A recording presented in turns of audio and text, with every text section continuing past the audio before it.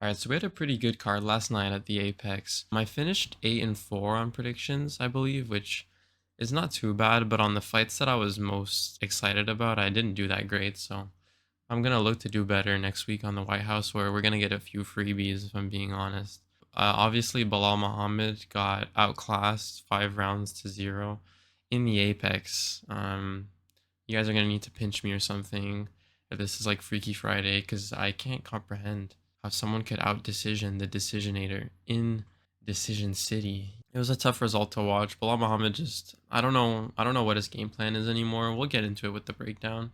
Gabriel Bonfim looked good as well, but he's calling out JDM. Someone needs to keep JDM as far away from this guy as possible, please. I don't know what someone is trying to actively sabotage JDM's legacy in front of our eyes, and the fact that he's getting called out by Gabriel Bonfim. This is ridiculous. We need to stop this at once. JDM should accept nothing but a main event or like a co-main event with Mike Mallet in Canada, please. Okay, we don't want any big fights. Other than talking about JDM, let's get into the breakdown of this card. In the main event, we had Gabriel Bonfim versus Belal Muhammad. Now, this fight was a good fight. It was really frustrating to watch as someone who picked Belal, because getting into like the later rounds, I just didn't understand what the game plan was. He didn't shoot any takedowns for most of these rounds. He shot a takedown in round 3 at the beginning, I believe. And I think that was the only takedown he shot for 5 rounds of fighting.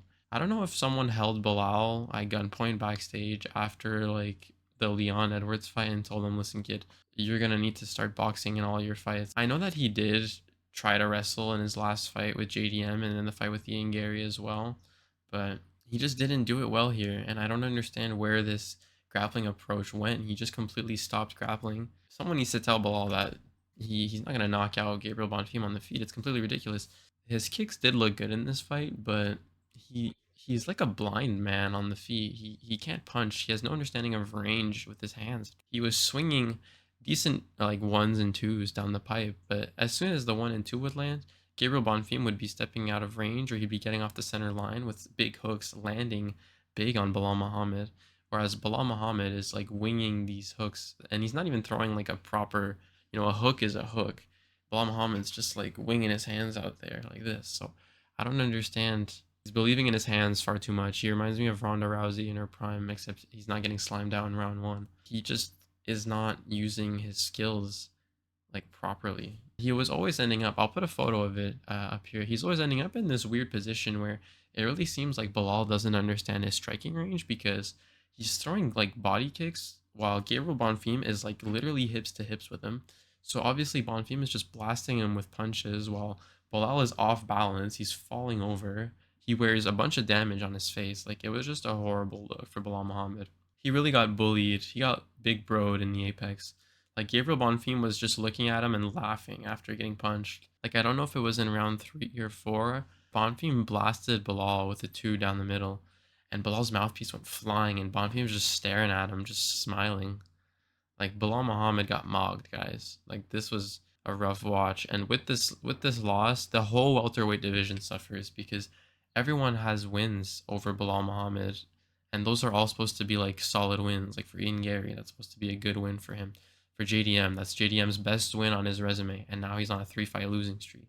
Man, it's rough right now, welterweight guys. We've got a new breed of true mutants, true specimens.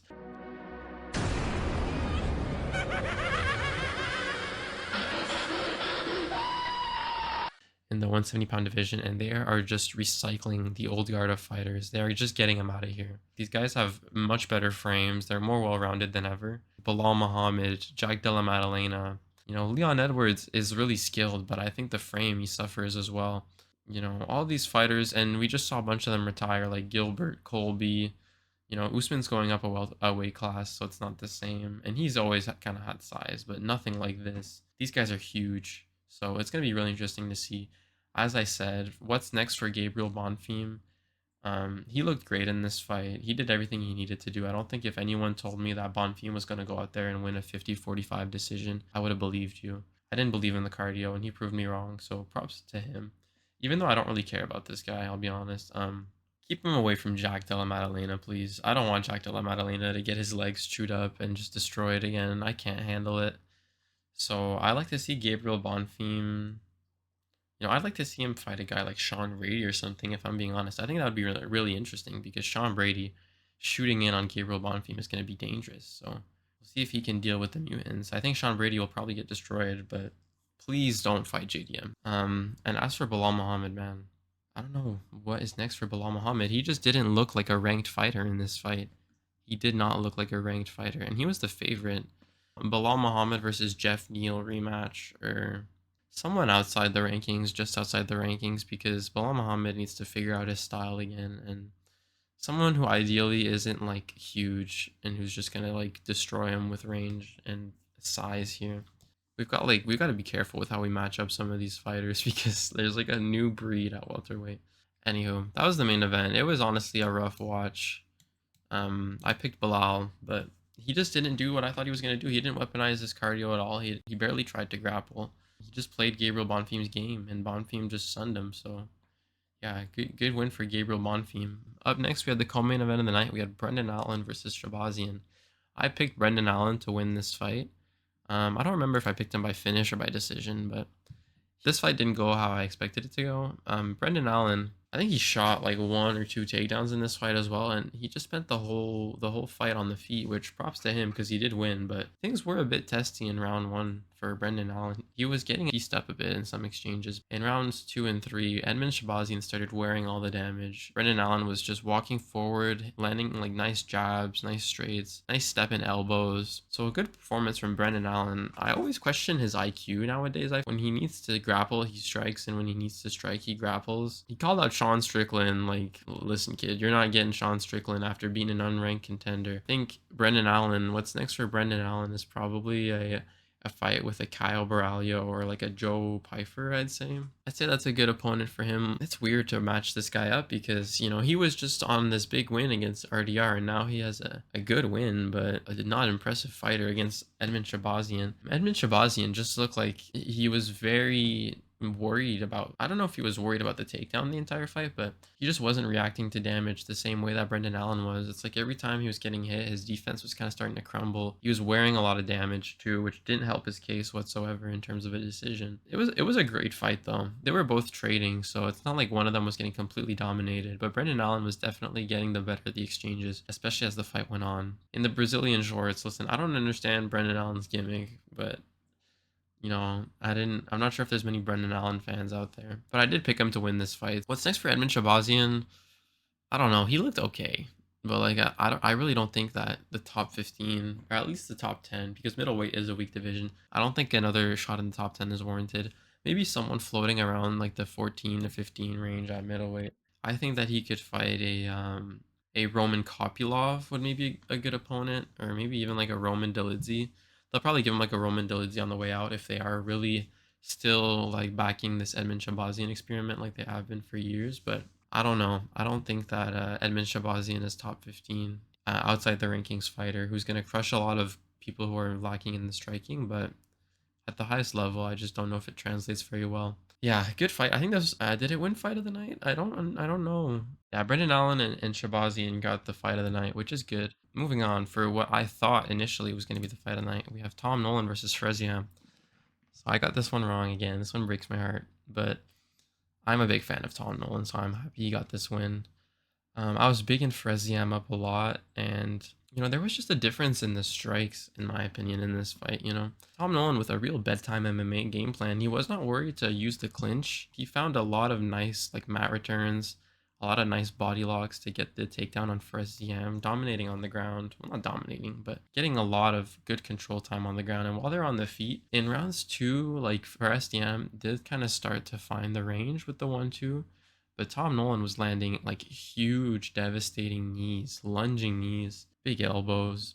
Like at one point, Tom Nolan hit a big knee on Ziam, and Ziam spun after, and he just like crumbled to his knees, and you could tell the knee hurt him. So I think that's what really cost him round two for Ziam. And Tom Nolan just looked like the more game fighter. He's younger than Fres Ziam. He was fighting like a UFC vet in this fight. He was using every part of his MMA skill set. So big win for Tom Nolan. Blasting elbows on top and in the clinch, finding knees all the time. It was nice, and Ziam just didn't do enough, sadly.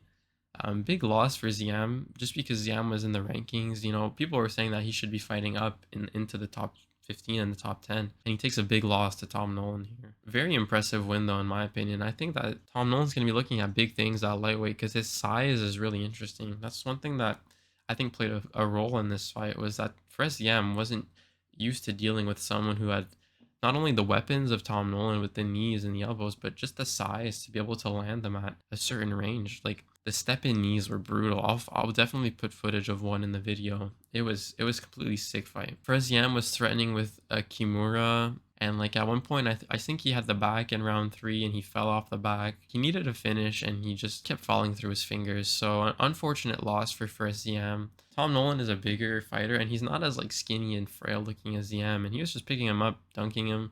Gonna be looking at big things for Tom Nolan. Lightweight is a hard division. I am worried for the boxing defense of Tom Nolan. He called out Hanato Moicano. That's a really hard fight just because Moicano's shown that he can deal with the prospect, but Tom Nolan's grappling is pretty legit, so I think that would be a really good fight. Sign me up for Tom Nolan versus Hanato Moicano. And as for Fres Ziam, it's a tough result. He's going to have to fight one of these guys at 155. We're right outside the rankings again. You know, I'd like to see maybe Ziam fight the winner or the loser of Tofik Musayev versus Ludovic Klein. That just got announced. I think that would be a good fight for him. And he'll probably need a bit of time off after some of those knees to the body, bro. That shit was not... That looks painful. For the next fight on the card, we had Bryce Mitchell versus Santiago Luna. Now, I was happy about this prediction because I saw a lot of you people switching up on Bryce Mitchell and picking Santiago Luna just because you saw an undefeated record and a young prospect with a bit of boxing. But here's the thing, guys. Bryce Mitchell has man strength. And that matters in MMA. Having like experience and just being able to control somebody matters. And Santiago Luna was a young guy who I'm sure he'll improve, but not only was he getting like physically dominated in the grappling, but his decision making was really strange too. Like in the first round, I swear he shot the first takedown on Bryce Mitchell and got himself on bottom. If you're really game planning for Bryce Mitchell, I understand you're taking this on a short notice, but if you know anything about Bryce Mitchell, you know that your advantage is not going to be grappling him and that you're going to try to land on the feet. So really a questionable game plan in my opinion from Santiago Luna. But he's an 8-0 fighter. He's 21 years old. He has no experience. He's never been the nail. So I don't understand how we expected him to beat a guy like Bryce Mitchell, who's only lost to some of the top level at his division. He's only lost to Josh Emmett's not top level, but he's like a ranked fighter. Gene Silva and Ilya Taporia, guys. Like, that's not that bad. Like, that's not losing to an 8-0 fighter on a week's notice. And Bryce Mitchell really sunned him. He really sunned him in this fight. At one point, I'm pretty sure Santiago Luna had a pretty tight ninja choke. You're not Joe Anderson Brito, bro. Bryce Mitchell rolled out of that and managed to get himself into good position, constantly getting himself into mount in this fight, and then eventually finding the submission with only like 8 seconds left. He was in a deep submission and he had been beat up for the whole fight. But, you know, just goes to show you how MMA fans, you know, the second a narrative starts to get into their head about, oh, you know, short notice, this fighter does this fighter does this, they start overestimating the abilities of the fighter and they don't really look at the matchup itself. I thought this was a pretty obvious pick for Bryce Mitchell. I said late round submission or decision, and that's exactly what happened. So I was pretty happy with this pick. Bryce Mitchell, I think he should be fighting in the top 15 at bantamweight. You know, Peyton Talbot didn't get booked to fight Umar, and call me crazy, but I like to see the grappling tested from Talbot before we really throw him in the top 10. So I like to see Bryce Mitchell take on Peyton Talbot and what I'm sure would be a really interesting build-up. I think that would be a fantastic fight.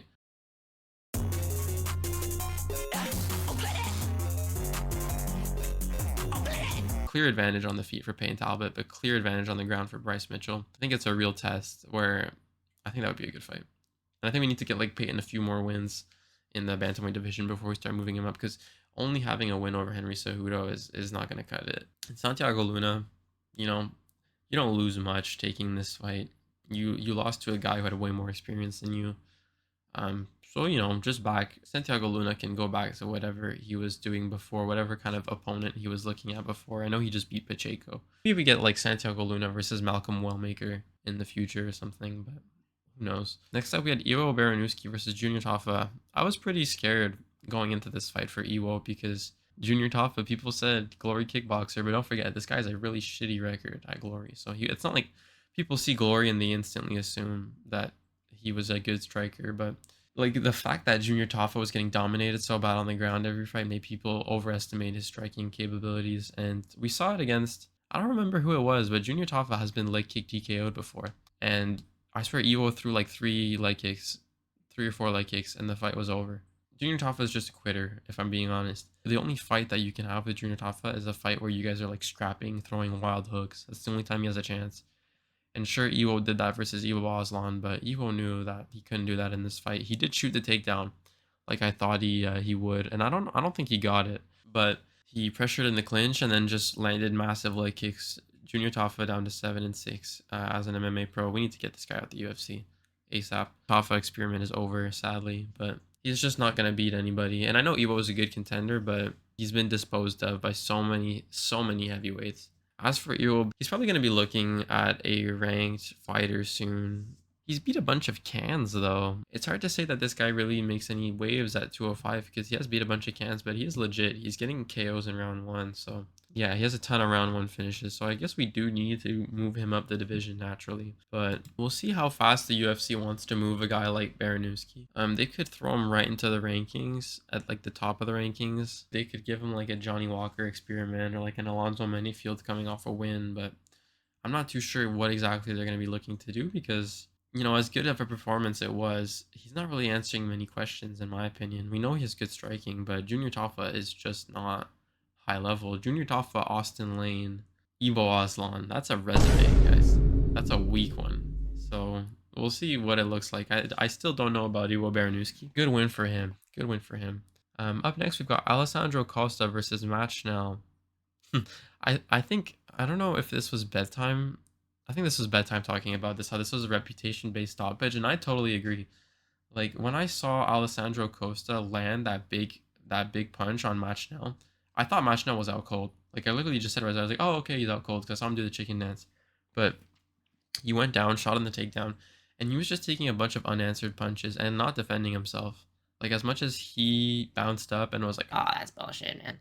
Like you're not defending yourself. You're on bottom. You're getting your head pounded in. You're not moving. You're just holding on to a single leg. You can't expect the ref to see that and let you live, especially knowing who you are. So, decent performance from Alessandro Costa. He really did what we expected him to do, and I think he's going to be looking at bigger things for Alessandro Costa after two big wins in the flyweight division. Matt Schnell doesn't really have fights anymore, guys. Like he kind of just goes in there and he doesn't really ever win that much unless he's fighting like a Jimmy Flick, and then he just gets finished.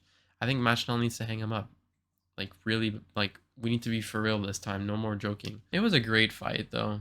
While it lasted, it was nice, nice little KO. Right outside the rankings, it feels like in the top 20. I would love to see this guy fight me. I know Andre Lima's fighting Kevin Borjas soon, and we need Andre Lima's a real prospect, by the way, guys. Watch out. We need to kind of get Andre Lima moving, so I would not mind that fight.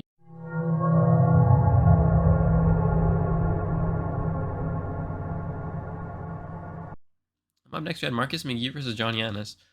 Listen, man, props to John Yanis for making it a pretty good fight against Marcus McGee. But it just felt like the longer this fight went, the more McGee was getting comfortable. Round one was McGee, in my opinion, but round two, listen, Yanis was landing shots on McGee, and they were trading. But Marcus McGee was just landing in combinations, constantly switching stances, keeping Yanis very hesitant on the outside. And Marcus McGee, in round three, he came out with like this karate stance, throwing a ton of lead kicks, and he was just building as this fight kept going on. It was really impressive. I thought this was going to be the fight of the night until we saw the Edmund versus Brendan Allen fight. John Yanis will definitely beat some guys in the bantamweight division, and he'll be an underdog too, because he's kind of one of these guys who I think is a bit easy to overlook. And as for Marcus McGee, he just lost to Peter Yan. Now beating John Yanis kind of hard because he was like ranked. It's kind of like the Brendan Allen fight. Like you were ranked, but you just beat a guy who Sure, it was a good fight and they showed some skill, but they don't have the resume to show for anything for you to get a big jump up. So we'll see what they do next with Mark. Maybe Marcus McGee can take on one of these prospects at bantamweight too, just like I was saying about Bryce Mitchell. But I don't think I think Johnny Ennis was a bit too low down the rankings for me to rate this win too much. But he did show skills in this fight. I'd like to see Marcus McGee fight. Maybe like an Ethan Ewing fight in the future with Marcus McGee would be cinema. The winner of Ethan Ewing versus Javid Basharat, I think it's Javid, right? I don't think Farid. Is it Javid or Farid? Listen, Bilal Muhammad is literally the third Basharat, bro. Like, that's what I was thinking myself in that fight. He was getting pieced up like he was just an average Basharat, bro. Farid Basharat, I think it's Farid. I think Farid versus Ethan, you run that fight, and then the winner gets to fight Marcus McGee. That would be fireworks. I think that's a sick fight. Okay, next fight. This one hurt my heart as well because I cared a lot about this prediction. Bruno Silva lost to Edgar Chairez, got completely dominated. The fight just didn't go how I thought it would, honestly. I said that Edgar Chairez underperformed against Bunez, and that fight really did leave a bad taste in my mouth.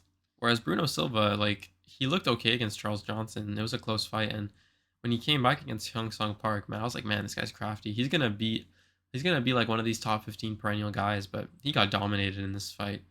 Edgar Chairez was honestly probably the best version of Edgar Chairez that I've ever seen in the cage, at least.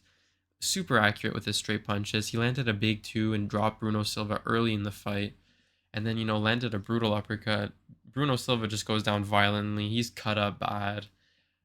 Chairez is landing nasty ground and pound, and then he locks up the rear naked choke.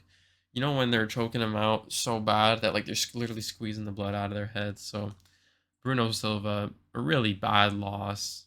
And I like him, which sucks, but he's an older guy, so I don't know what's next for Bruno Silva. He's probably going to be fighting one of these 125ers right outside the rankings again. Probably going to be bouncing out the rankings himself as well, so it's a tough loss. Maybe we'll see like a Jose Ochoa. I don't know if Jose Ochoa would fight Bruno Silva or Chairez. I think Ochoa will definitely be fighting one of these guys, in my opinion, because they're going to be looking to give him the bounce up, but I don't know if they're going to be looking to give him that rank up against Edgar or against Bruno. And as for Edgar, I think Edgar deserves like another fight up the rankings because he's only really lost to like Tatsuro Taira and Joshua Van. Those are not losses that you need to really hold your head too low for. I think that, let's say going into a fight with like a Loner Kavanaugh and Brandon Royval, let's say Brandon Royval loses that fight again. I think Brandon Royval and Edgar Chairez would be a sick fight, a dog fight. So give me that next. I think that's what's next for both those fighters. Up next, we got Chelsea Chandler versus Priscilla Cachoeira. Listen, man, I flipped a coin on this fight. I got Priscilla Cachoeira. I would have picked her anyways, just because like I thought she had more KO threat. And Chelsea Chandler, she was 6-4 in this fight. I just wasn't sure how dedicated she was, but holy cow, bro. Priscilla Cachoeira, just hang him up, honestly.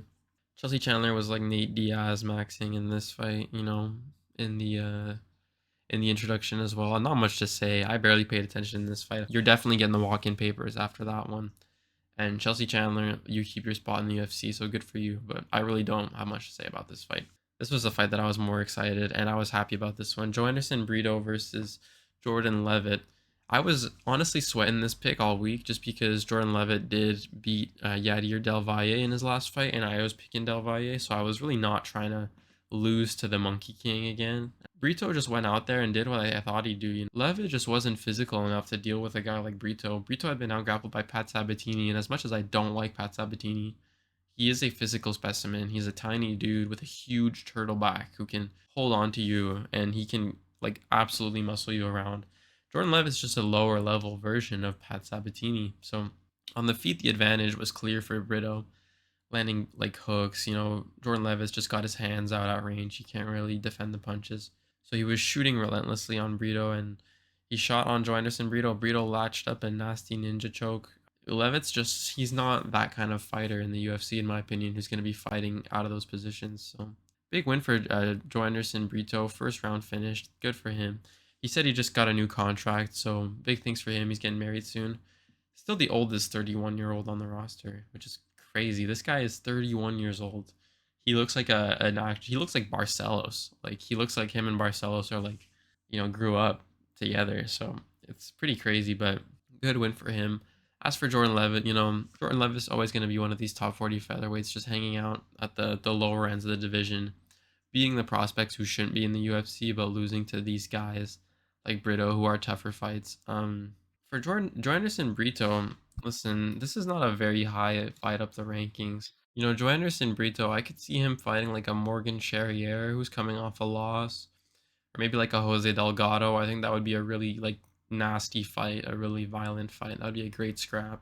And as for Jordan Levitt, I don't know what we're gonna be giving Jordan Levitt at this stage of his career. Maybe a Jack Jenkins who pulled out of his last fight he was supposed to have. Yeah, just something chill for Jordan Levitt. We'll see how it goes for the rest of his career. He's always going to be one of these guys just outside the rankings. Next fight on the card, we had Jayla Chavez or Jacilia. I still don't know how to say her name, guys. I apologize. Versus Eunice Dubin. Listen, Dubin just didn't. I don't really understand. If I'm being honest, I didn't really see a split decision. I thought Chavez won this fight. I didn't think Dubin did much. Not much to say about this fight, guys. Chavez looked good. She was working the grappling a lot more against Dubin in this fight than I anticipated. Chavez, it was a good performance, but it was still a close fight. A women's MMA fight that I actually have a lot to say about for the last fight on the card. It's Ketlin Souza versus Ariane Canalosi, because Ketlin Souza put Ariane Canalosi on a t-shirt. Holy.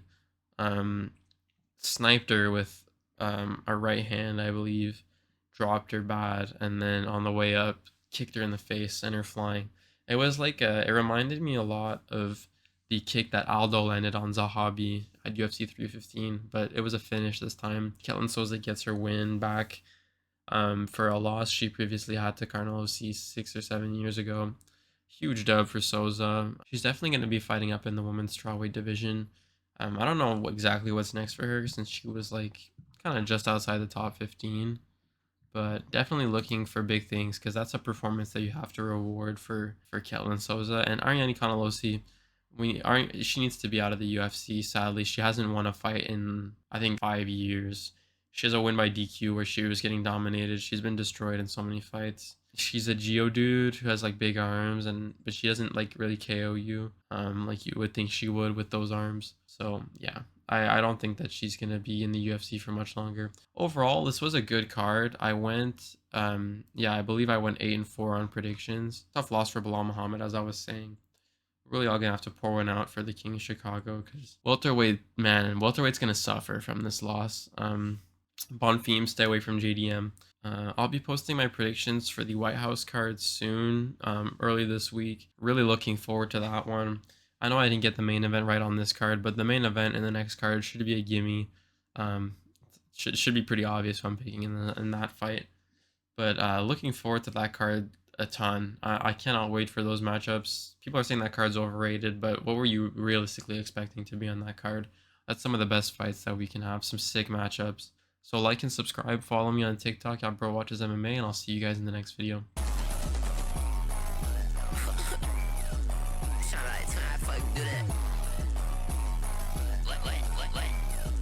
Sabri, sabri.